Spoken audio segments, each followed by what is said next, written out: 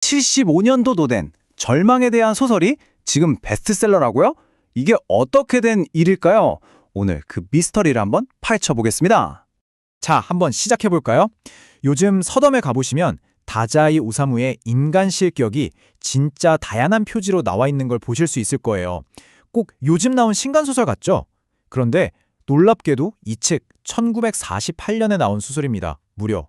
아니, 대체 왜 1948년에 나온 소설이 21세기인 지금 베스트셀러 차트를 점령하고 있는 걸까요? 이 현상 뒤에는 뭔가 특별한 비밀이 숨어 있는 게 아닐까요? 자, 그럼 먼저 좀 현실적인 이유부터 한번 살펴볼까요? 이 오래된 고전이 어떻게 베스트셀러가 될 수 있었는지, 그 뒤에 숨은 비즈니스 이야기를 한번 들여다보겠습니다. 여기에는 사실 몇 가지 이유가 복합적으로 작용했어요. 먼저 최근에 전도연, 유준열 배우가 나온 드라마의 영향도 컸죠. 덕분에 무려 23주 동안이나 베스트셀러 상위권을 지켰으니까요. 근데 이게 다가 아닙니다. 더 근본적인 이유가 있어요.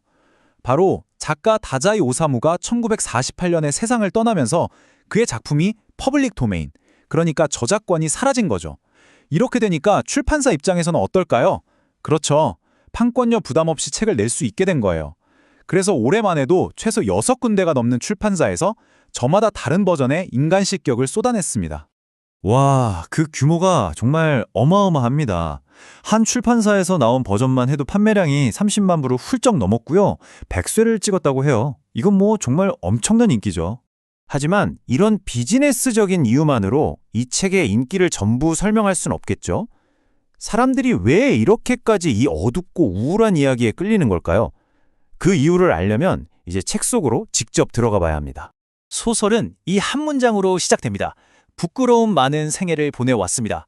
저는 인간의 삶이라는 것을 도무지 이해할 수 없습니다. 와, 이 첫 문장만 딱 읽어도 이 소설이 얼마나 어둡고 또 고백적인 분위기일지 바로 감이 오지 않나요? 이 소설의 주인공 바로 오바 요조입니다. 요조는 꽤 부유한 집안에서 태어났지만 다른 사람들을 병적으로 두려워해요. 그래서 살아남기 위해서 일부러 바보짓을 하면서 자기 진짜 모습을 숨기는 일종의 광대 가면을 쓰고 살아가는 인물입니다. 요조의 인생은요, 정말 끝없는 추락의 연속이라고 할 수 있어요. 어린 시절에는 사람들을 무서워해서 그걸 숨기려고 일부러 광대짓을 하고요. 청년기에는 도쿄로 가서 술과 여자에 빠져서 자기 자신을 망가뜨리는 삶을 살죠. 그러다 성인이 되어서는 동반 자살을 시도했다가 실패하고 급기야 모르핀 중독에까지 이릅니다. 결국에는 정신병원에 강제로 갇히게 되고 거기서 스스로에게 나는 인간 실격이다 라는 낙인을 찍어버립니다. 그런데 이 이야기가 왜 이렇게까지 강렬하게 다가오냐면요. 이게 바로 작가 다자이 오사무 자기 자신의 이야기이기 때문이에요. 그의 삶이 정말 고스란히 녹아있거든요.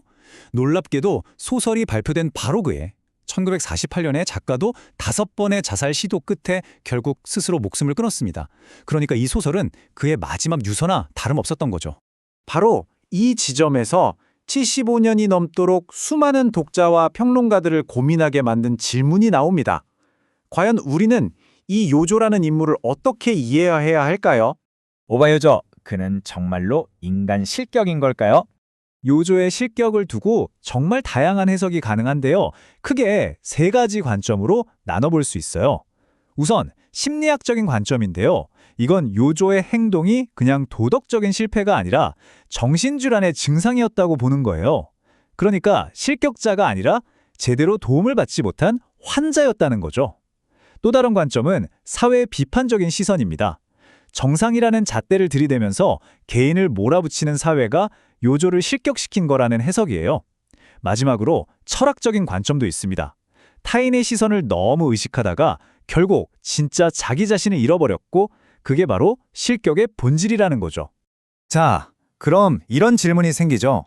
2차 세계대전 직후 일본의 그 절망적인 시대 배경을 가진 이야기가 어떻게 지금 이 초연결 시대에 사는 우리에게 이렇게까지 깊은 공감을 주는 걸까요?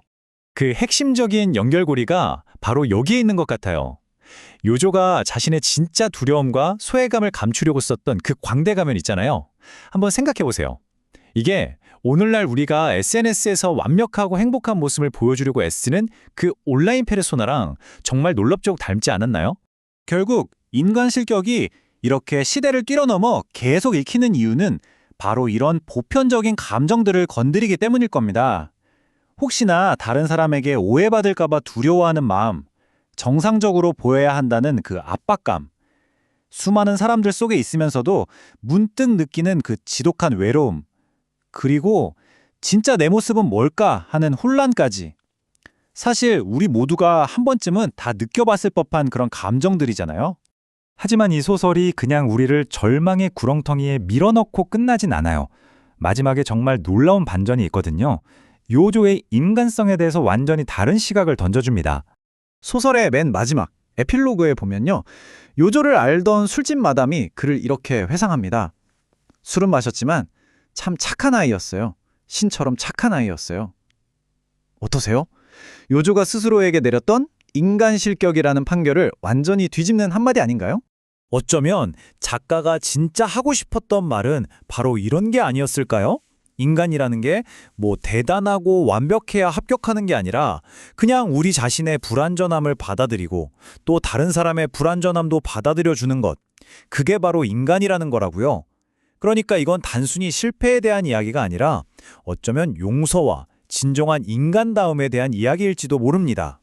이 소설은 우리에게 질문을 던집니다. 인간으로서 실격된다는 건 뭘까요? 그렇다면 반대로 인간으로서 합격한다는 건 대체 뭘 의미하는 걸까요?